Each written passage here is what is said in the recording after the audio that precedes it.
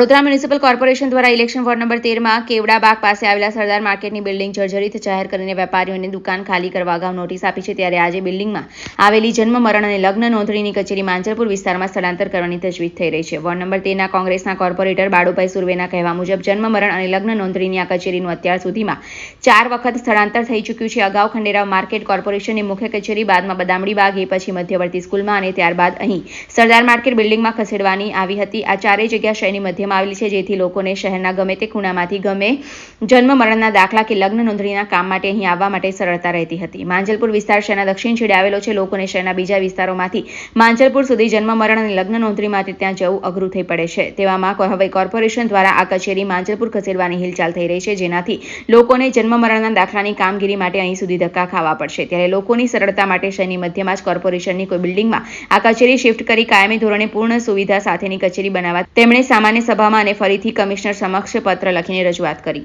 આજે અમે કમિશનરશ્રીને ફરીથી પત્ર લખ્યો છે કે જે જન્મ મરણની અને લગ્ન નોંધણીની જે ઓફિસ છે એ માંજલપુર લઈ જવાની એવી વાત છે.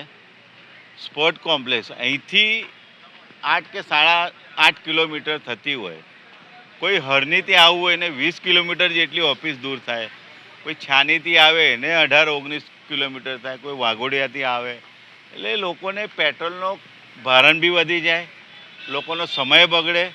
એના લીધે અમે અગાઉ પણ કમિશનરશ્રીને પત્ર લખીને સામાન્ય સભામાં પણ રજૂઆત કરી હતી કે જન્મ મરણની કોઈ પણ ઓફિસ હોય એ વડોદરા શહેરના મધ્યમાં હોવી જોઈએ.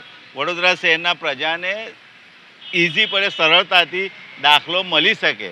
કેમ કે કોઈ પણ દાખલો, કોઈ કાગળ લેવું હોય, લગ્ન નોંધણી હોય તો લોકોને 2-3 ધક્કા થતા હોય છે. તો અહીંથી માંજલપુર જાય તો પેટ્રોલનો ખર્ચો થાય, સમય બગડે ને વડોદરા શહેરના કોર્નરમાં તમે ઓફિસ કરો છો. કોર્પોરેશન એટલે હોય છે કે લોકોને સુવિધામાં સરળતાથી સુવિધા મળે એના લીધે હોય. પણ જ્યારે તમે જાણી જોઈને એવું કરતા હોય, ઠેક માંજલપુર લઈ જાઓ તો વડોદરા શહેરની પ્રજા એટલા દૂર કેવી રીતે જાય?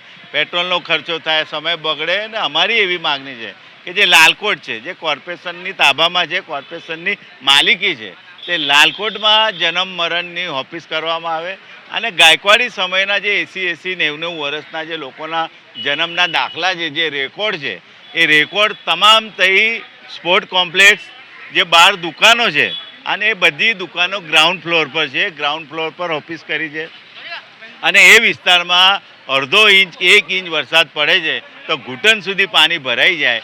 અને જ્યારે ગ્રાઉન્ડ ફ્લોર પર તમામ રેકોર્ડ તમે મૂકેલો હોય ને પાણી ભરાઈ જાય ને તમામ વડોદરા શહેરના લોકોનો રેકોર્ડ પાણીમાં બગડી જાય અને લોકોને જ્યારે રેકોર્ડ એમનો દાખલાની કંઈ કોપી જોતી હોય, કોઈને અર્જન્ટમાં કંઈ મંગાવ્યું હોય, કંઈ આપવી હોય, જ્યારે લેવા જાય ને એમને ના મળે તો એ જવાબદારી કોની? એટલે અમારી એવી માગણી છે કે એવી રીતે ઓફિસ કરવી જોઈએ કે લાલકોટ લોકોને સરળતાથી લોકો આવી શકે, લોકોને અને વહેલી તકે આવું કામ કરવું જોઈએ કે લોકોને મુશ્કેલી ના પડે.